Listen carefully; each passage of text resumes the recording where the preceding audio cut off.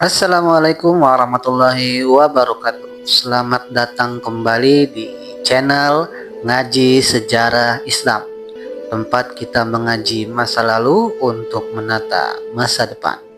Di channel ini kita akan belajar Islam secara runtut, mudah dipahami dan penuh hikmah. Pada video sebelumnya kita telah membahas boikot Quraisy dan hijrah ke Habasyah, sebuah ujian berat bagi kaum muslimin. Pada video kali ini kita akan membahas fase paling menyedihkan dalam hidup Nabi Muhammad SAW yang dikenal sebagai tahun kesedihan.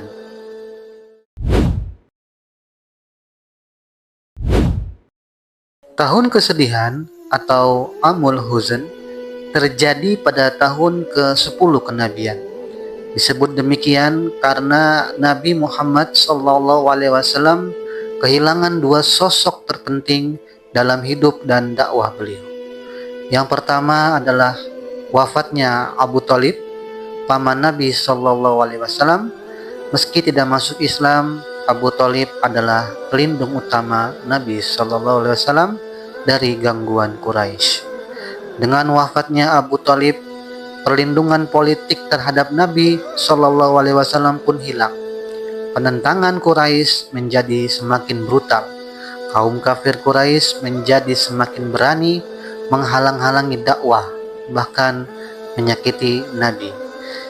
Tidak lama berselang, di tahun yang sama, Nabi SAW juga kehilangan istrinya tercinta, Khadijah binti Khuwailid radhiyallahu anha. Khadijah adalah orang pertama yang beriman, pendukung dakwah sepenuh hati dan penyejuk hati Rasulullah SAW. Rasulullah sangat mencintainya. Beliau pernah bersabda, "Dia beriman kepadaku ketika orang lain mendustakanku." Hadis riwayat Ahmad. Kehilangan Khadijah adalah luka yang sangat dalam. Tidak ada lagi sosok yang menghibur dan menenangkan beliau di saat beliau menghadapi ujian dakwah yang begitu berat. Setelah wafatnya Abu Thalib dan Khadijah, dakwah semakin tertekan. Nabi SAW sering dihina. Beliau dilempari kotoran, tidak ada lagi pelindung kuat di Mekah. Namun Rasulullah SAW tetap istiqomah. Allah berfirman, yang artinya, maka bersabarlah engkau sebagaimana kesabaran para rasul. Quran Surat Al-Ahqaf ayat 35.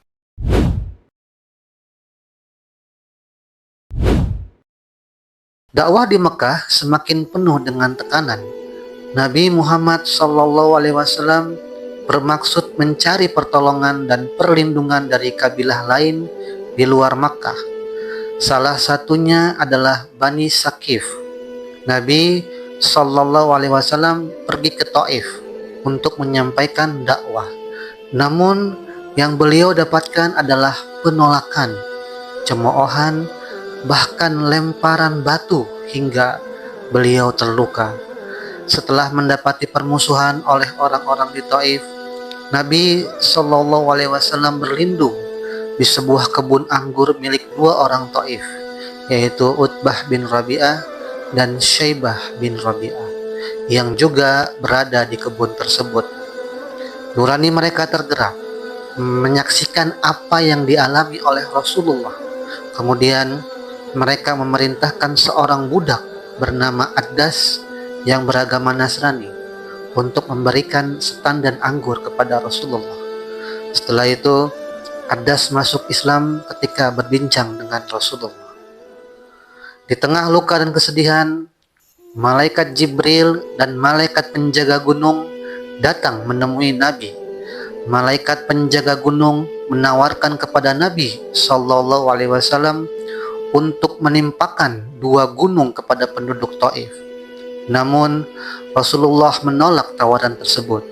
Rasulullah SAW menjawab, "Tidak, namun aku berharap supaya Allah melahirkan dari anak keturunan mereka dan orang-orang yang beribadah kepada Allah semata."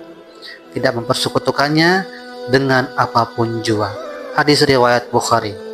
Doa ini menunjukkan kerendahan hati beliau, keikhlasan, serta ketergantungan total kepada Allah Subhanahu wa Ta'ala.